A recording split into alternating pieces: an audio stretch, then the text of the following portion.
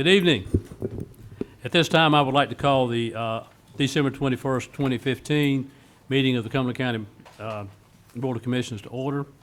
The first order of business will be the invocation, followed by the Pledge of Allegiance, led by Alexis Hester, first grade, Glendale Acres Elementary School. And I'll tell you a little bit more about Lexi in just a moment. But first, we'll have our invocation. If everyone will please stand and remain standing for the Pledge of Allegiance.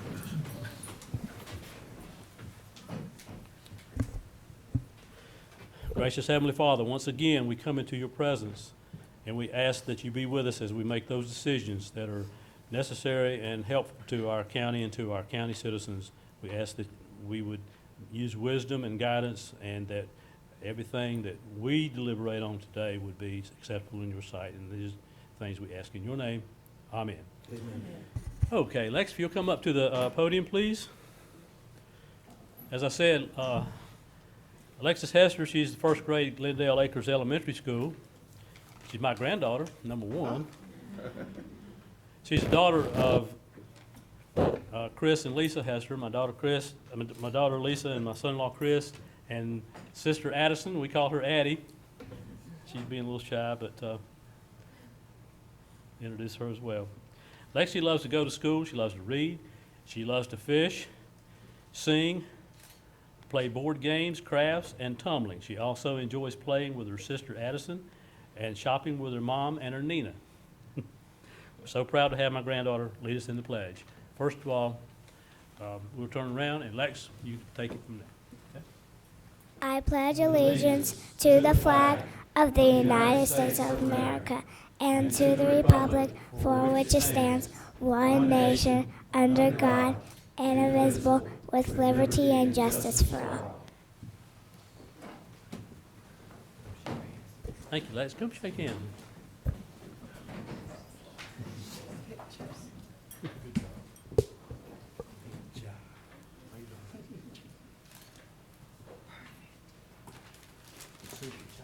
I've got something for you. I'm gonna take it down there. I'll take it down there to you.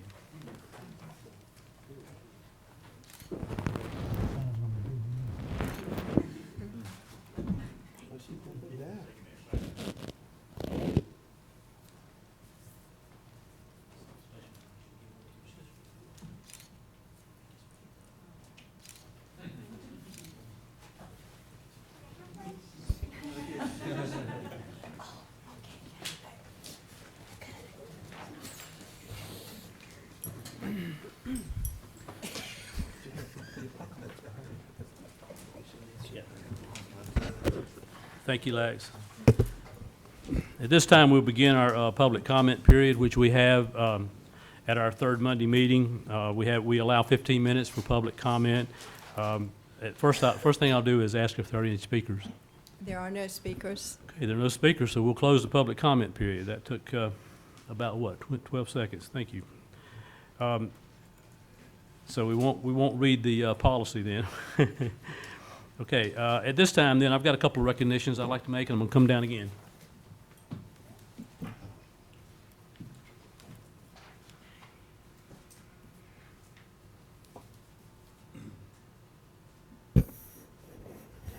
Okay, is Joseph Dykes in the house?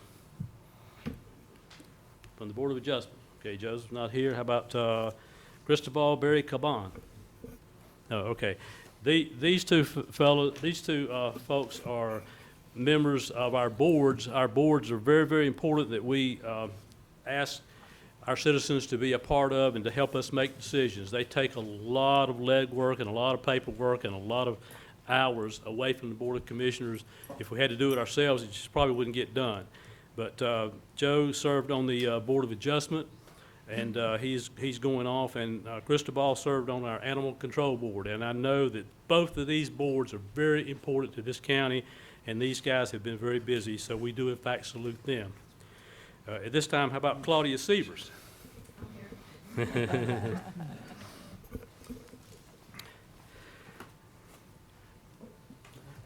Claudia, we have a special recognition for you. Claudia is in our graphic design information. She is a graphic design information specialist, I'm sorry. And she received a state award from the North Carolina Association of Government Information Officers, and for her Excellence in Communication Award for her photography. And I saw the picture that she took. It was well, there it is. Okay, I didn't know that. Hey, you saw it. Okay, I got to see that too, and that's quite an impressive. If you notice that that's a tanker turned over, and the wheels, the tires are actually burnt off the rims of that. So that was an exercise, a joint exercise between the Cumberland County Emergency and the Bladen County Emergency. Randy, you want to come stand with her for me, please? Sure. Randy's our Emergency Services Director, and Randy, we want to salute you also for the fine exercise that you guys put on. But this award here it came from outside of our organization, and that's why we're recognizing Claudia tonight. So, Claudia, where is? There she is. There she is. Let's see. I'm on the right side. Okay, I guess I am, because I got Randy on that side. Yes, sir.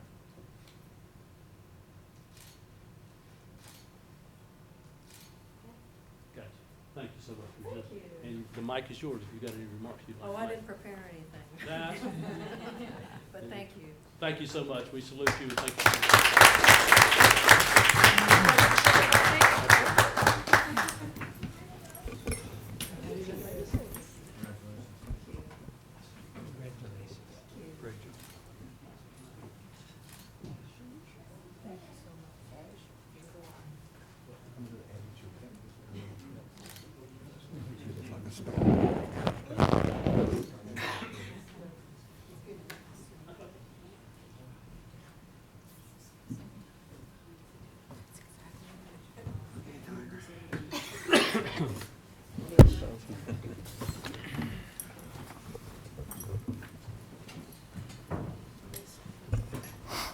Okay, we'll begin our regular meeting agenda tonight. Ms. Cannon, are there any changes to the agenda?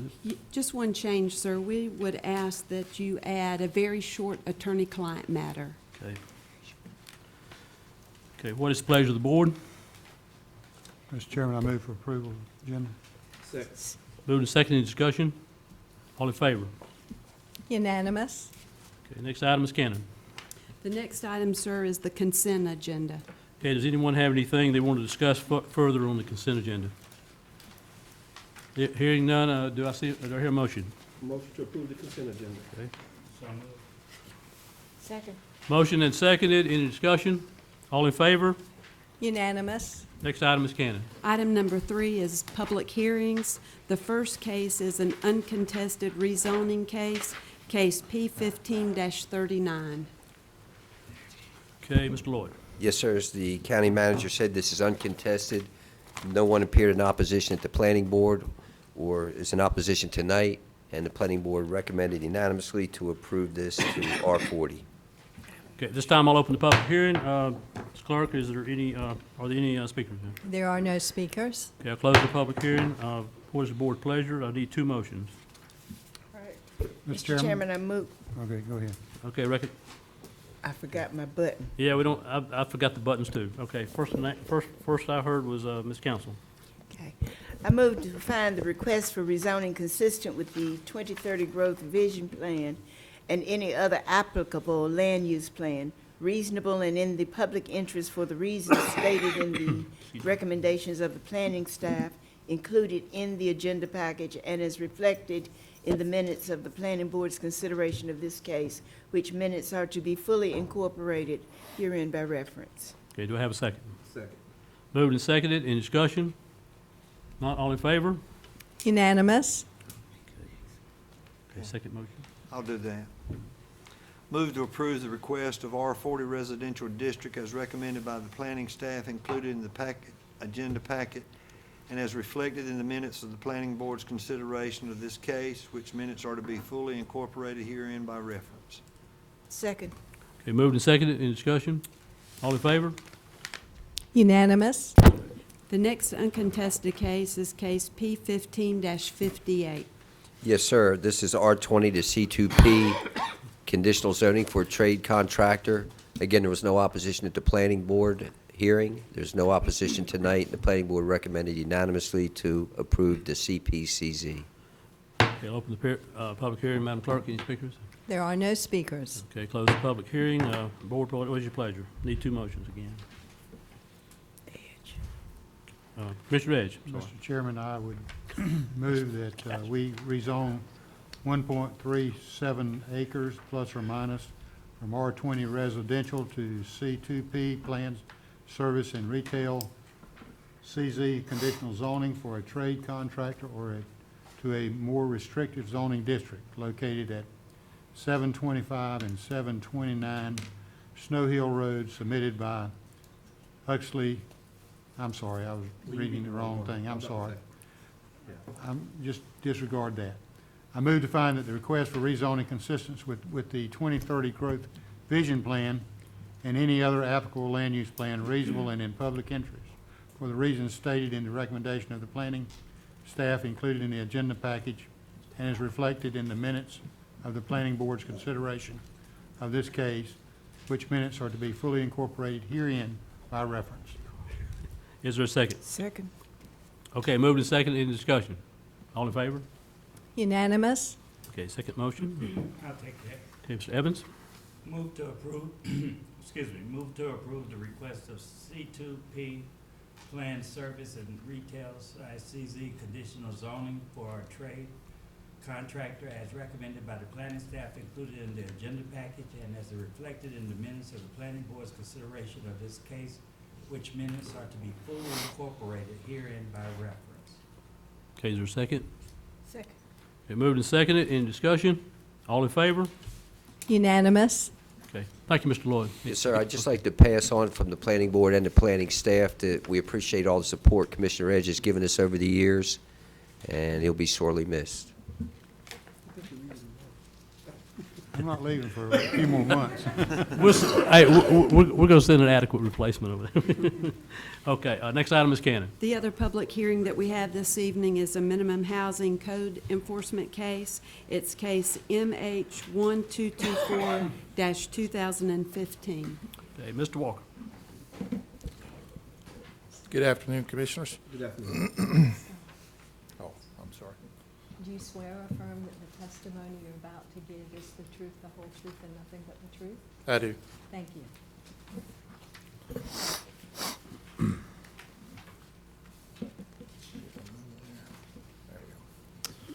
All right, we have case MH 1224-2015. Property owner is Barbara M. Johnson. Property's location is 6821 Camden Road. This is a dilapidated structure. It poses a fire and a health risk. As you can see, all the windows are broken out. There's lots of debris around the property. The steps are falling off, and the support for the roof on the porch is missing. Both entrance doors are open. And there's a large hole there. That's just inside the front door of the property. And we're seeking an order to demolish the structure. Okay, I'll open the public hearing. Madam Clerk, any speakers? There are no speakers. No speakers. I'll close the public hearing. Board, what is your pleasure? Council? I move that we adopt the order and report of the minimum housing inspectors, the true facts in this case, and order the property owner to remove or demolish the dwelling within 30 days.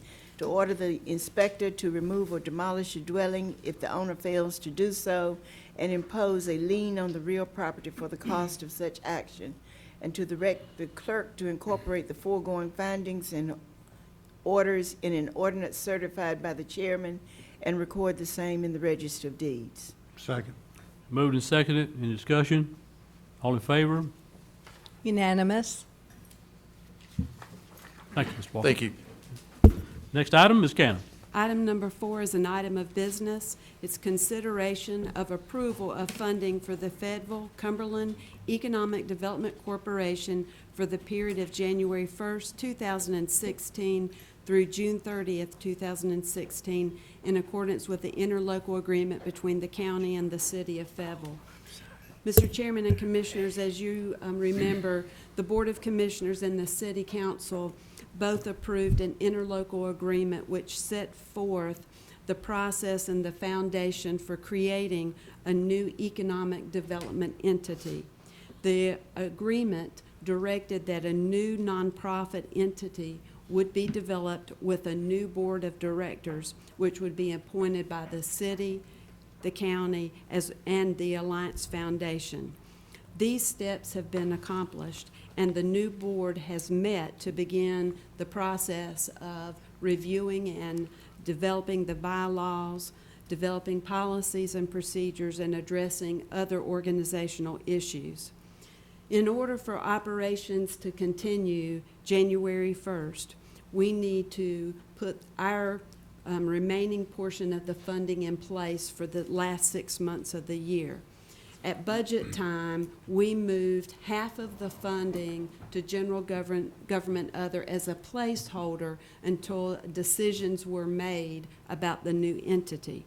We've attached a budget revision which recognizes the shared funding from the city, the county, and the Alliance Foundation. We'll establish a separate fund to properly account for these activities. The county, through the interlocal agreement, will serve as the fiscal agent to the new organized entity to save operating costs. The City Council approved their funding for $207,500 at their December 14th meeting for the remaining 6 months of fiscal year 2016. The recommendation this evening is to approve the attached budget revision which sets forth the funding for the new entity for the remaining 6 months of the year, which establishes a separate fund for the accounting for the economic development activities. Any questions from Ms. Cannon at this time? Is there a motion? I would move that we approve the budget as presented to begin a new era, I should say, in economic development for Cumberland County. For those of you that do not know, they will be located in the Business Center at Fayetteville Technical Community College. I viewed that area they're working on the other day, along with some of the other board members and Dr. Keene and the CEO of the Economic Development Organization, and they found it to be very adequate, and I think it will be a plus for the organization. And just because of the timeline, they're leasing space January and February in the current location, and they will move into that location on March the 1st. So I would move that we approve that. Okay, is there a second to the motion? Second. Moved and seconded. Any discussion? If not, all in favor? Unanimous. Okay, roll it on. Item number 5 is consideration of approval of lease of office space for Fayetteville Cumberland Economic Development Corporation. Mr. Moorfield. The full lease is set out. Those terms were worked out with between David Sullivan and myself, David being the attorney for FTCC, and Mr. Reyes just mentioned that the term would commence March the 1st. At least it was David's understanding in mind that it would commence February the 1st. So I believe that that's not a big deal. We can change that. But the proposal from FTCC was for February the 1st. His was the financing, not the lease. Well, yeah, I think the lease is 60 days where they are now, so I think it will not begin until March the 1st. Okay, we can. You can amend that? Yeah, we can. Yeah, that's yeah. This. Okay,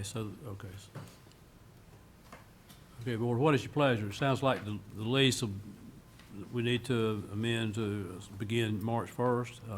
Do I have a motion to that? With the amended motion, motion to approve. Okay, move for the approval of the lease. Is there, Second. okay, a second by Ms. Council. Any discussion of the lease? Mr. Keefe, I'm sorry. Thank you, Mr. Still got you Chairman. as Evans. That's what's happening. I know, I've still got him as Evans. That's what he was calling you. Thank you. I had a couple questions. First of all, what is our situation if the property is not ready by March 1st? If the property's not ready, then we will not, can't move in there, obviously. Well, obviously. So, I mean, so but we but wouldn't we're move in.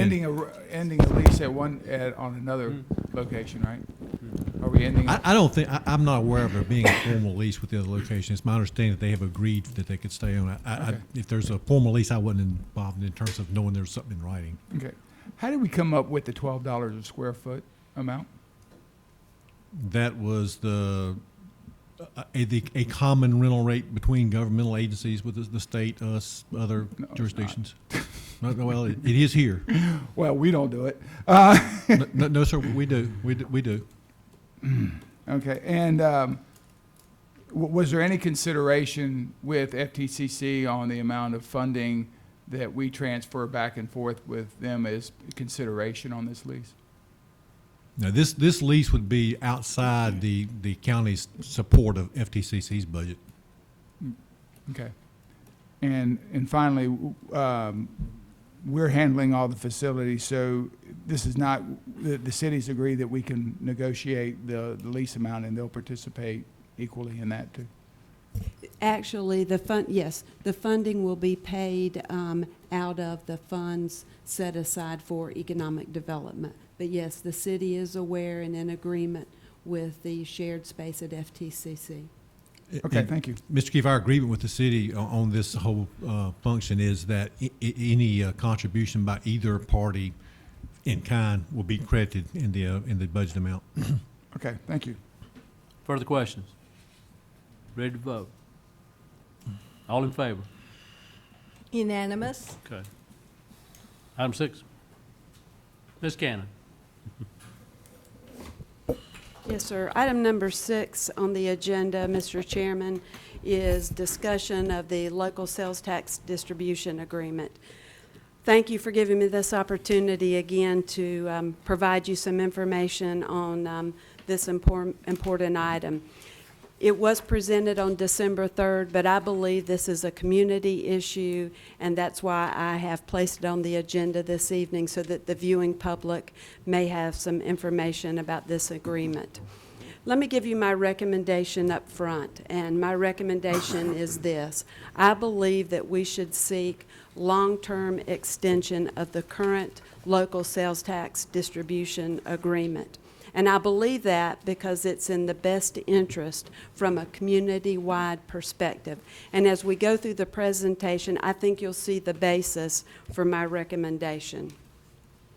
I wanted to provide a little bit of background information as we begin. As you know, counties are an arm of state government as we're mandated to provide some basic services to citizens.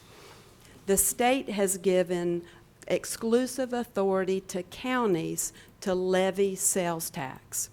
I believe that intent, that authority was given to counties to give counties a revenue source to offset some of the cost, the shared cost of delivering those basic mandated services.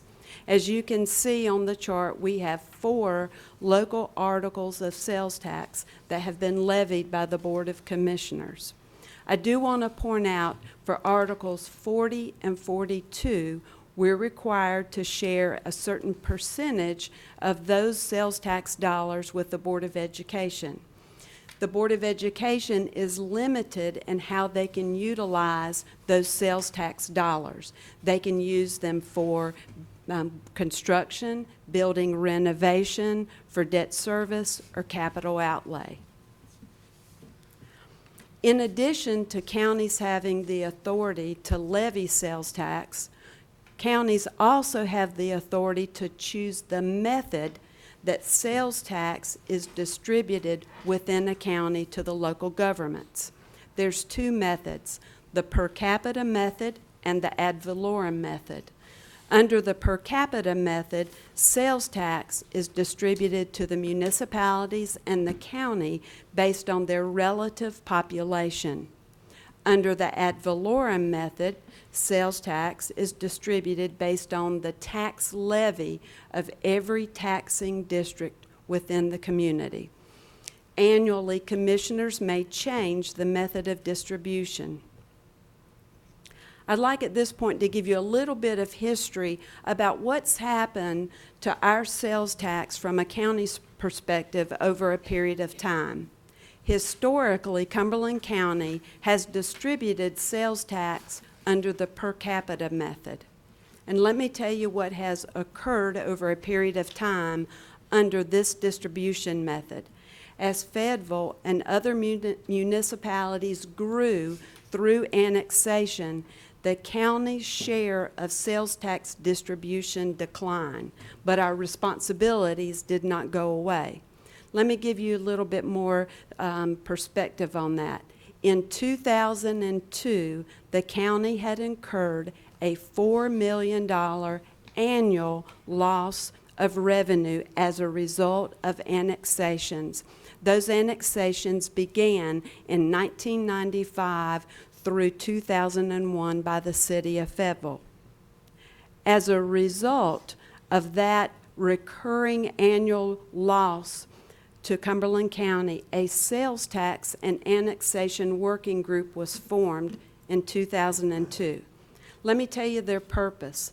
Their purpose was to develop a compromise solution, and this solution should first balance the cost that municipalities face through an annexation of extending service to these new residents. Balance that with a concurrent loss of sales tax that the county incurs upon each annexation. This working group represented every local government in this community. It involved mayors from many of the smaller municipalities, members of the Board of Education, as well as county representatives. But let me give you a little bit more perspective about the significance of the working group.